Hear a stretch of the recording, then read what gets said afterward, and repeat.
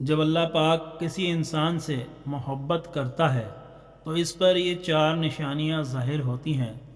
ہر شخص یہ جاننا چاہتا ہے کہ اللہ تعالیٰ اس سے ناراض ہے یا پھر راضی ہے،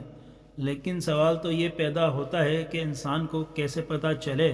کہ اللہ تعالیٰ کی پاک ذات اس سے راضی ہے یا نہیں۔ تو آج ہم اس کے بارے میں بات کریں گے کہ جب اللہ تعالیٰ کسی انسان سے راضی ہوتا ہے تو انسان پر وہ کون سی چار نشانیاں ہیں جو ظاہر ہوتی ہیں، جس سے انسان کو سمجھ جانا چاہیے کہ اللہ تعالیٰ کی ذات اس سے راضی ہے۔ ناظرین، حضرت موسیٰ علیہ السلام اللہ تعالیٰ سے ہم کلام ہوا کرتے تھے، یعنی کہ اللہ تعالیٰ سے باتیں کیا کرتے تھے۔ انہوں نے اللہ تعالیٰ سے فرمایا کہ اے میرے معبود، تیرے راضی ہونے کی نشانیاں کیا ہیں؟ تو خالق کائنات نے فرمایا، اے موسیٰ، جس بندے سے میں خوش ہوتا ہوں تو میرے راضی ہونے کی سب سے پہلی علامت یہ ہے کہ میں اس کے گھر بیٹی جیسی رحمت کو بھیج دیتا ہوں۔ جس بندے کے گھر بیٹی پیدا ہو جائے تو سمجھ لینا کہ اس بندے سے میں راضی ہوں۔ ناظرین، جو بندہ دین اسلام کی شریعت کے مطابق اپنی بیٹی کی تربیت کرتا ہے، اپنی بیٹی کو جوان کرتا ہے، یعنی اپنی بیٹی کو دین کا علم سکھاتا ہے اور جوان ہو جانے کے بعد اس بیٹی کا نکاح کر کے اس کو رخصت کر دیتا ہے، تو ایسے بندے کے متعلق اللہ تعالیٰ نے فرمایا کہ میں ایسے بندے سے راضی ہوتا ہوں، اتنا خوش ہوتا ہوں کہ اس بندے کو قیامت کے دن بغیر حساب کتاب کے میں جنت میں داخل کر دوں گا۔ سبحان اللہ۔ اس بات کی وضاحت ہمیں احادیث محمدی سے ملتی ہے کہ حضرت محمد مصطفیٰ صلی اللہ علیہ وآلہ وسلم نے اپنے صحابہ سے ارشاد فرمایا کہ اے میرے صحابہ، جس بندے کی 3 بیٹیاں ہوں اور وہ اپنی تینوں بیٹیوں کی اچھی طرح پرورش کرے، میرے دین کے تعلیم دے، تینوں بیٹیوں کو قرآن سکھائے، حلال کا لقمہ انہیں کھلا کر ان تینوں بیٹیوں کو جوان کرے، اور جوان کرنے کے بعد شریعت محمدی صلی اللہ علیہ وسلم کے مطابق، یعنی میری شریعت کے مطابق اپنی بیٹیوں کا نکاح کر کے ان کو رخصت کر دے، تو مجھے قسم ہے اللہ تعالیٰ کی کہ جس کے قبضے قدرت میں میری جان ہے، وہ بندہ مجھے اتنا پسند ہے کہ قیامت کے دن نفسا نفسی کا عالم ہوگا اور وہ تینوں بیٹیوں کا باپ اور میں جنت میں اس طرح داخل ہوں گا کہ جس طرح یہ دونوں انگلیاں آپس میں ملی ہوئی ہیں۔ ابھی رسول خدا صلی اللہ علیہ وسلم یہ بات سنا ہی رہے تھے کہ ایک شخص کھڑا ہوا اور کہنے لگا، یا رسول اللہ، جن کی 3 بیٹیاں ہوں گی وہ تو آپ کے ساتھ جنت میں چلا جائے گا، لیکن یا رسول اللہ صلی اللہ علیہ وسلم، جن کی 2 بیٹیاں ہوں گی تو وہ کہاں جائیں گے؟ تو ہمارے پیارے آقا صلی اللہ علیہ وسلم نے فرمایا، اے میرے صحابی، 2 بیٹیوں والا باپ بھی قیامت کے دن جنت میں میرے ساتھ ہی داخل ہوگا، جیسے یہ ایک انگلی دوسری انگلی کے ساتھ ہے جڑی ہوئی ہے۔ پھر ایک دوسرے شخص کھڑا ہوا اور وہ کہنے لگا، یا رسول اللہ، 3 بیٹیوں والا تو جنت میں چلا جائے گا اور 2 بیٹیوں والا بھی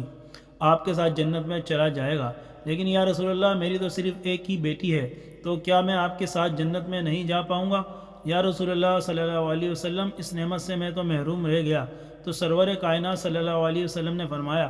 اگرچہ جس شخص کی ایک بیٹی بھی کیوں نہ ہو، لیکن اگر وہ اپنی بیٹی کو حلال کا لقمہ کھلائے، اپنی بیٹی کو جوان کرے اور دین کی تعلیم دے، اس کا نکاح کر کے اس کی رخصتی کرے، تو ایک بیٹی والا بھی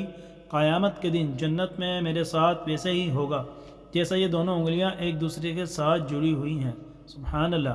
پھر تیسرا شخص کھڑا ہوا اور رونے لگا، اس کی آنکھوں میں آنسو آ رہے تھے۔ رسول خدا صلی اللہ علیہ وسلم نے فرمایا، اے شخص، تمہیں کیا ہوا؟ تم کیوں رو رہے ہو؟ تو وہ کہنے لگا، یا رسول اللہ، میں تو اس نعمت سے محروم رہ گیا ہوں۔ تو رسول اللہ صلی اللہ علیہ وسلم نے فرمایا، اے شخص، بتاؤ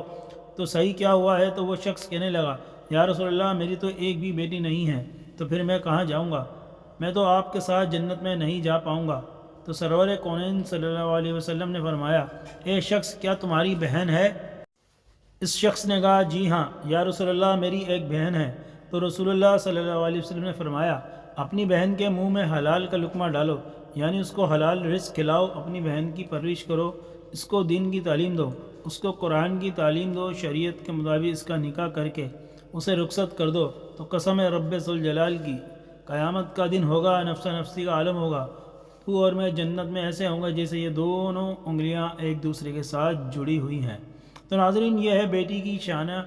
شان و مرتبہ۔ بیٹی اللہ تعالیٰ کی رحمت ہوتی ہے۔ پھر اللہ تعالیٰ نے حضرت موسیٰ علیہ السلام سے فرمایا، اے موسیٰ، میرے خوش ہونے کی دوسری نشانی یہ ہے کہ میں جس قوم سے راضی ہوتا ہوں تو دولت پخلیوں کے ہاتھوں سے نکال کر سخی لوگوں کے ہاتھوں میں دے دیتا ہوں،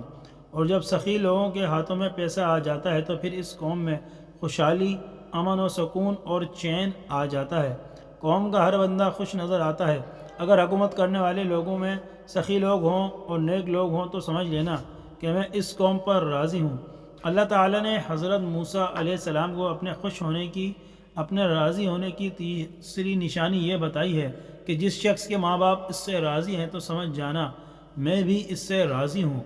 اور جس شخص سے اس کے ماں باپ راضی نہیں ہیں تو اللہ تعالیٰ بھی اس شخص سے راضی نہیں ہے۔ اور اس بات پر آپ خود غور کر کے دیکھیے، اپنے اس پاس نظر دوڑائیے،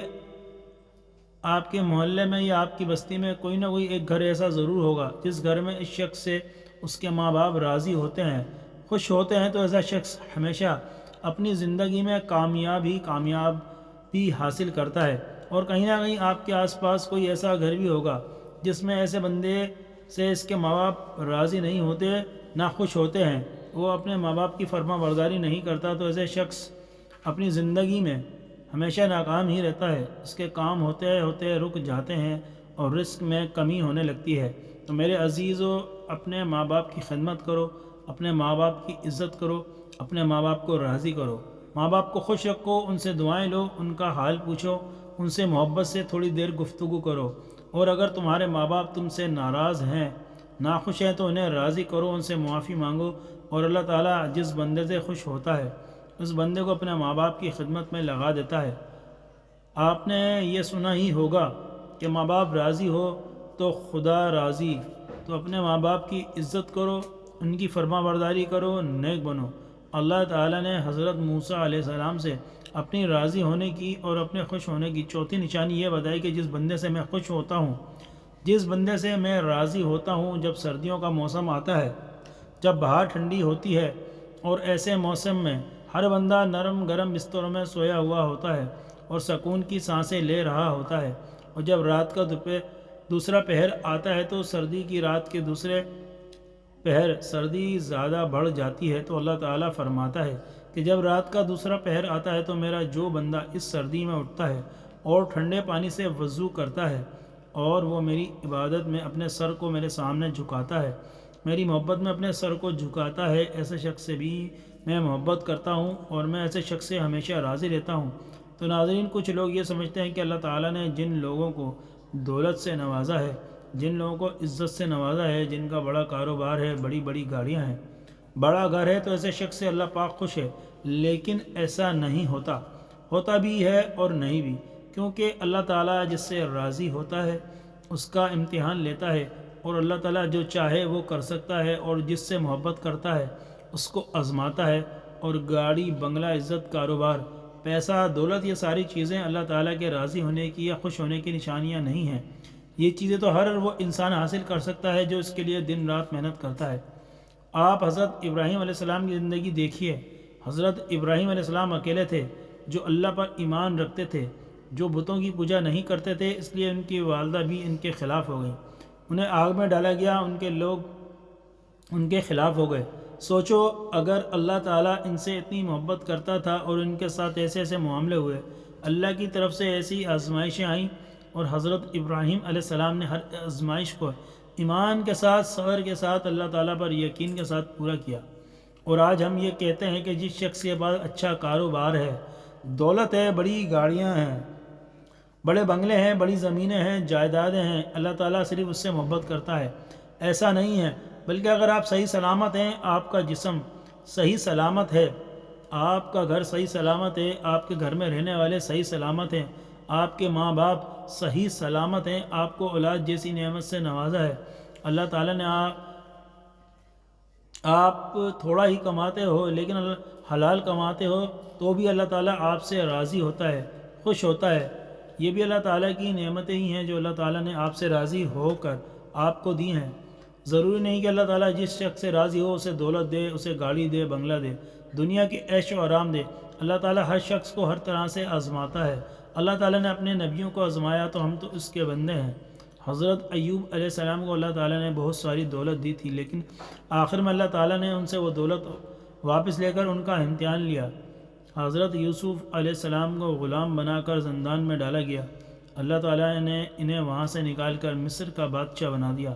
ہمارے نبی کریم صلی اللہ علیہ وآلہ وسلم فاقے کیا کرتے تھے، کتنے دنوں تک تو ان کے گھر میں چولہا نہیں جلا کرتا تھا،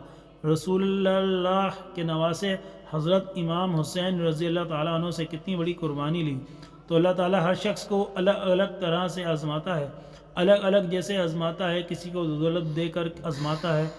تو کسی سے دولت لے کر آزماتا ہے۔ اللہ تعالیٰ قرآن میں فرماتا ہے کہ بے شک ہم تمہیں آزمائیں گے اور ضرور آزمائیں گے۔ اللہ پاک ہمیں دین اسلام پر ثابت قدم رہنے کی توفیق عطا فرمائے